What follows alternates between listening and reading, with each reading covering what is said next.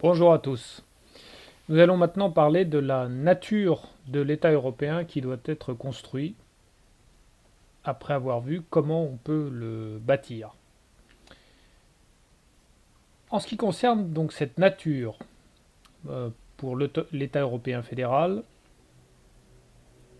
il faut d'abord préciser que cet État européen fédéral, ce sera un État-nation.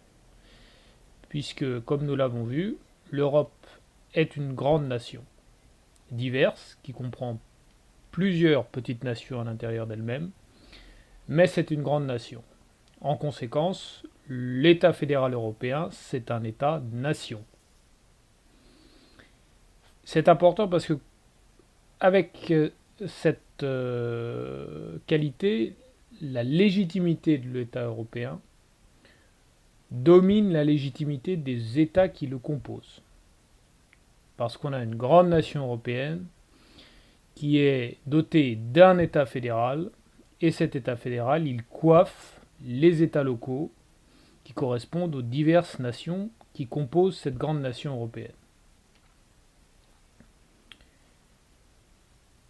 Comme c'est un État-nation, les dirigeants de l'État européen doivent être élus par les populations de l'Europe, par le peuple européen. Et ce type d'élection, ça conférera aux dirigeants européens une légitimité indiscutable, dès lors que les compétences et les pouvoirs auront été transférés à l'État fédéral.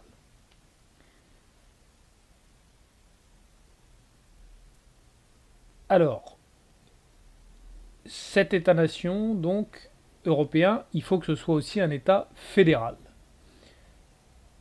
Parce que, comme on l'a vu, l'Europe est diverse, aussi diverse que la Suisse, aussi diverse que l'Inde, que la Belgique. Donc, l'Europe a besoin d'une structure fédérale pour prendre en compte le plus possible cette diversité. Ça veut dire que chaque État européen va conserver ses institutions. Simplement, certaines prérogatives, notamment l'armée et la diplomatie, les grandes politiques industrielles, les grands axes de recherche, une partie des problèmes de transport vont être transférés, et les frontières, les questions des frontières, vont être transférées à l'État européen. Et donc, les États locaux qui conservent leurs institutions actuelles ne vont exercer leur pouvoir que dans le reste des domaines. Santé, éducation. Santé, ce sera partagé, en partie coordonné. Mais éducation, une grande partie du social, la culture, le tourisme, la police, une grande partie des lois. Donc, à cette organisation entre l'État fédéral et les États locaux, il faut aussi ajouter une organisation en matière juridictionnelle. Il faut qu'il y ait une Cour suprême fédérale européenne qui doit garantir l'application du droit de l'État fédéral sur le territoire de l'État européen. Et ces décisions doivent s'imposer aux juridictions locales. Ça veut dire que, également, les juridictions constitutionnelles de cassation des pays européens pourraient être conservées, mais les règles qu'elles vont édicter, les jugements qu'elles vont rendre, devront être en conformité et compatibles avec celles de la Constitution de l'État fédéral européen. Et ensuite, chaque État conservera ses propres juridictions. Donc on aura cette Cour suprême fédérale européenne qui va garantir l'application du droit européen au sein de l'État fédéral.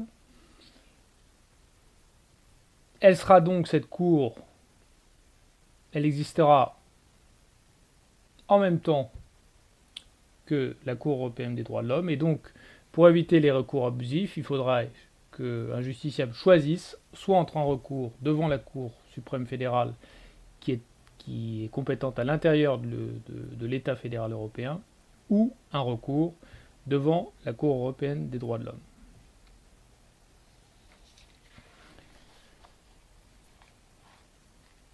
Donc comme on est dans une structure fédérale, il y a un certain nombre de compétences qui vont être transférées à l'État fédéral. Quelles vont être ces compétences? Elles seront assez limitées parce que l'Europe, elle est diverse et elle a une grande diversité historique et linguistique, plus importante qu'aux États-Unis. Donc il faut qu'il y ait moins de compétences qui soient transférées à cet État fédéral. Néanmoins, donc, il y aura la défense, la diplomatie, l'industrie, la recherche, le droit de prélever les impôts, évidemment, pour financer les intérêts et défendre les intérêts financer ses missions et défendre les intérêts des Européens, et également une police des frontières européennes et une petite police fédérale. Pour ce qui concerne la monnaie, ce sera l'euro, parce que cet État fédéral européen qui va être créé à partir de la France et de l'Allemagne, en fusionnant ces deux pays dans un État fédéral, le noyau de l'État fédéral, le commencement de cet État, ce sera fusion France-Allemagne, et cet État fédéral franco-allemand, il fera partie de l'Union européenne. Donc, il sera membre de l'euro, il sera membre de Schengen, il participera à l'élaboration et à l'application de la politique commerciale européenne avec la Commission européenne.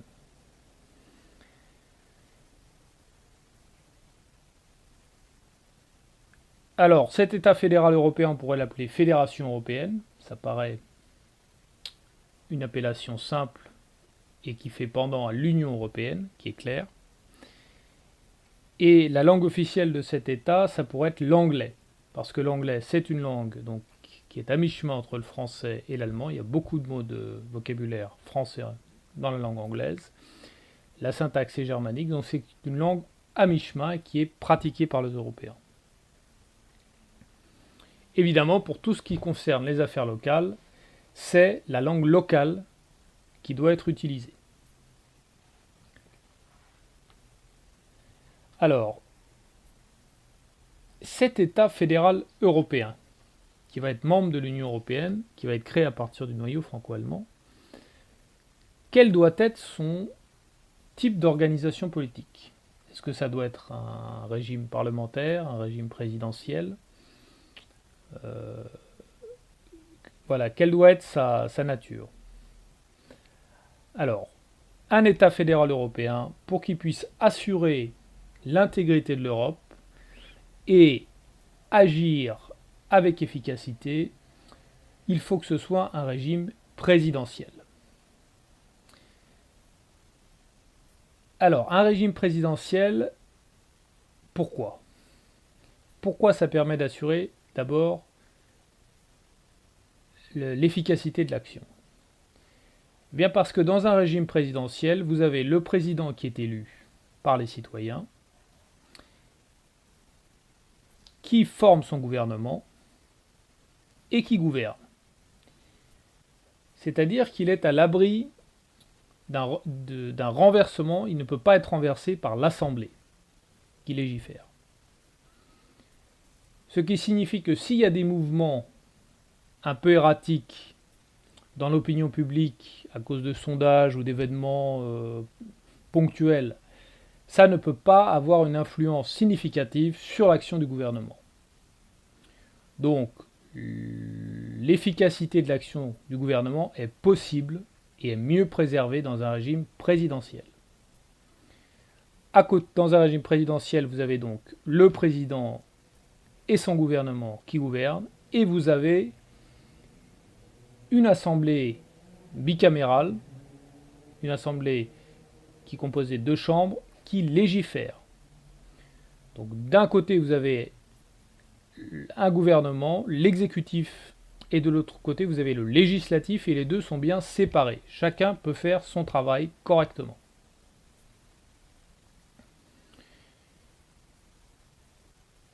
Donc dans le pouvoir exécutif, on l'a vu, il sera dirigé par un président élu au suffrage universel par les citoyens européens.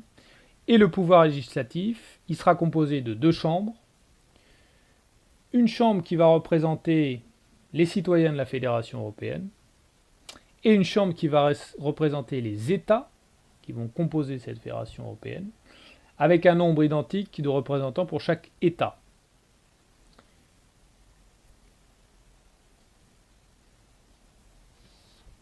Voilà pour ce qui concerne la nature du régime politique d'un État fédéral européen. Alors il faudra ajouter qu'il faudra créer un district fédéral pour accueillir les institutions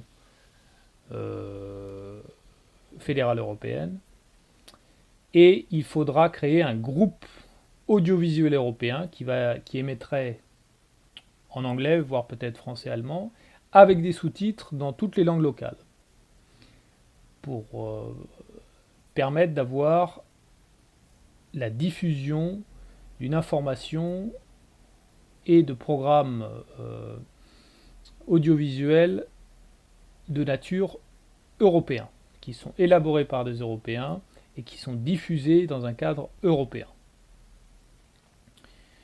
Voilà ce qu'on pouvait dire sur la question de la forme du régime d'un État fédéral européen et de sa nature. Merci.